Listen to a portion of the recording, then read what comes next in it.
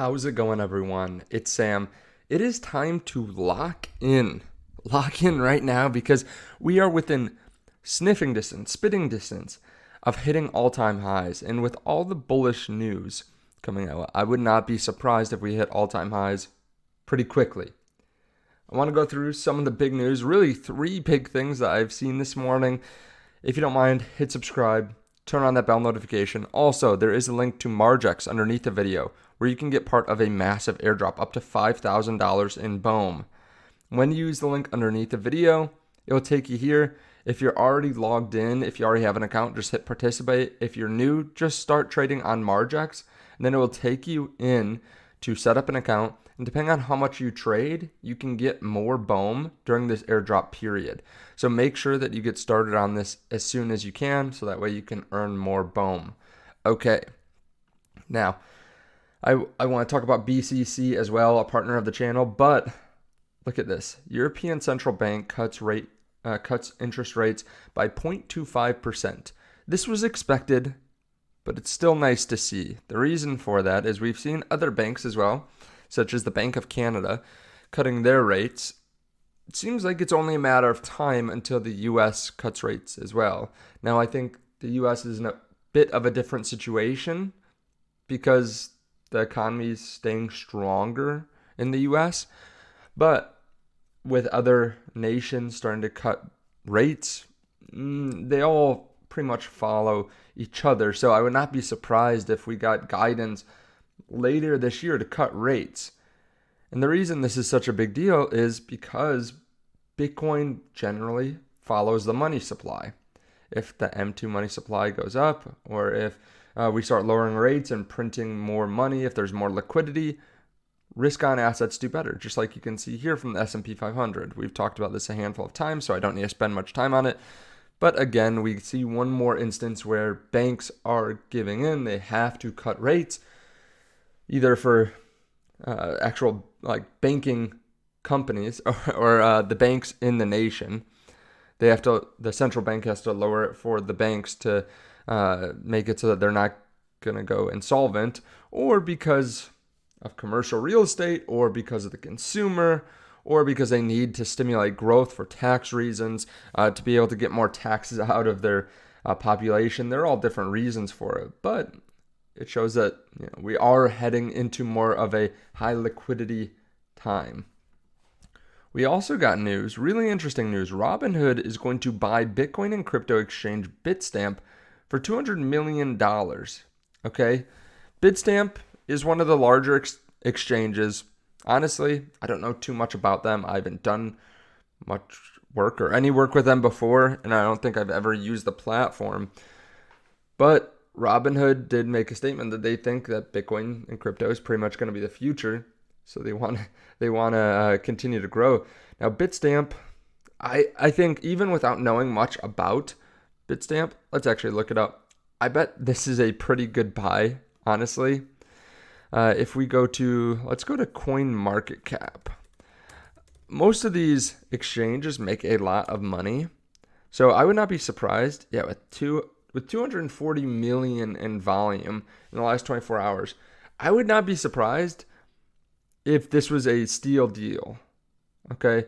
If they allow leverage trading, if they allow staking, if there are other things that you can do on the website, I bet you they're making a significant amount of money. And I bet you this was pretty accretive to Robinhood here. Of course, during a bear market, the numbers look different. And of course, there's always some issues that come with a buy like this in crypto. I'm sure trying to convert a company that's outside the US and bring it into Robinhood, it's going to be an interesting time. But yeah, I think this is going to be quite good for Robinhood over the long term. Now, I want to take a second to talk about partner of the channel, Black Card Coin. If you're looking for some way to spend your crypto in stores and at ATMs, you can use Black Card Coin. They're the first unlimited global crypto card without fees and with a huge cashback by giving you up to 13% in their native token, BC Coin. Basically, you stake your BC coins and you get a card that works anywhere where they accept credit and debit cards. No fees at ATMs, no fees on purchases all around the world, and no limits on how you spend. You'll even earn instant cash back. Like I said, 10% or more, depending on how many BC coins you stake. You start by staking $1,000 or more worth of BC coin on their website, and you can begin spending and earning cash back right away. The only fee is a 5% deposit fee, which is paid to stakers, which would be including you at that point. This is a $90 million market cap as of now, and you can buy it over on Gate.io, Mexi, BitGet, BingX, Bitmart, PancakeSwap, etc. Now, of course, always do your due diligence, but I do think this is a really interesting project, so you definitely want to check it out. I'll leave links to it underneath. Okay, the third biggest offshore Bitcoin and crypto exchange, Bybit, has opened up registration to Chinese investors, according to Wu Blockchain. This is pretty big. Bybit is a very large exchange, as it says here, but a lot of mainland Chinese investors don't have access to crypto, at least as far as I know. I'm not on the ground there, but if this is true, it seems like a lot of investors are going to be able to buy Bitcoin, buy crypto, and they do have a lot of money. Like generally, Chinese investors as a whole have a lot of money. They are more risk on than a lot of other investors. I would not be surprised if they get significant volume here. And it's good just for them to have more options, even if they do have an exchange or two right now. To have another exchange, to have Bybit, a large exchange, I think is pretty beneficial. So yeah, I mean, pretty big news there. Just that now it seems like nearly everyone in the world does have access to some exchange if they want. So yeah, big news for Bitcoin and crypto. They're unlocking a whole bunch of liquidity. Okay, so in the last 48 hours, BTC ETF inflows have exceeded 1.37 billion. Keep that in mind, 1.37 billion. That's insane. In 2 days. This is the largest positive flow since launch. Robinhood acquires Bitstamp. Binance resumes MasterCard payments for crypto. ECB in Canada cut rates for the first time in 4 years. Mainland China now has the ability to buy through Bybit. It's time to lock the F in. Okay, I kind of agree with this. It seems like there's something big going on here.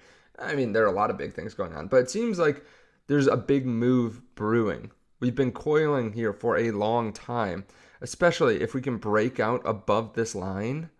I think like I said in the last few videos, I think we really want a convincing move up to all-time highs here. I think we do. Now, even if we fall back down, I don't think it's like there's some big bad thing that's happening. It's going to send us to 50K.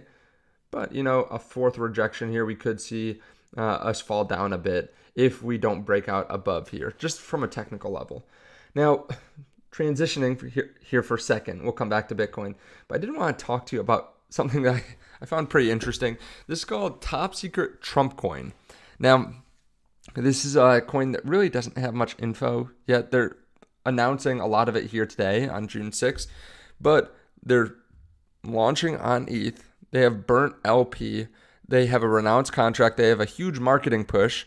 They say they have the same deployer wallet as the one that deployed MAGA VP or MVP, which had a starting market cap of 50K and an all-time high of 35 million, which is insane. Currently 27 million in 3 months after launch. You can see right here, 22 million MAGA VP. So if you want to follow this, you can follow their Telegram, join the community, be ready for some of those announcements. If you don't want to, that's okay. Some people don't like memes. Some people love memes. So I'll leave a link to that underneath the video. Now, like I said, it just feels like there's something coiling here. It always does near a breakout area. But another day of inflows, another strong day of inflows, I think could push us up significantly. Let me know your thoughts, though. We're only 4% away from all-time highs. And it seems like people are kind of bored right now. But as I've been saying, like there's no reason to be bored. We're up 160% in the last year. So yeah, we've had to wait a little while here, 2 or 3 months around this point. But I think this is healthy. We don't want to go from 26K up to 100K straight line up. We want times like this where we flush out weak hands, where we bring in new hands and people that want to accumulate for the long term. So we're not just like running on gas, as they say. We don't want to just barely make it and then crash down 60% or something like that, because a lot of people race to the exits. A lot of people haven't taken any profits, so then they freak out. Now, we want people level-headed. We want people almost bored before the next move up.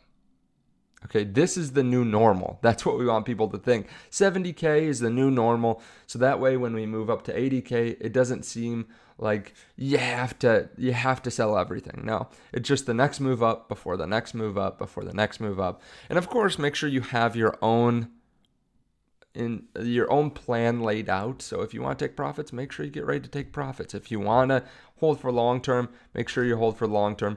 But the general public, we want them to be flushed out if they are weak hands, and then we want to bring in stronger long-term holders.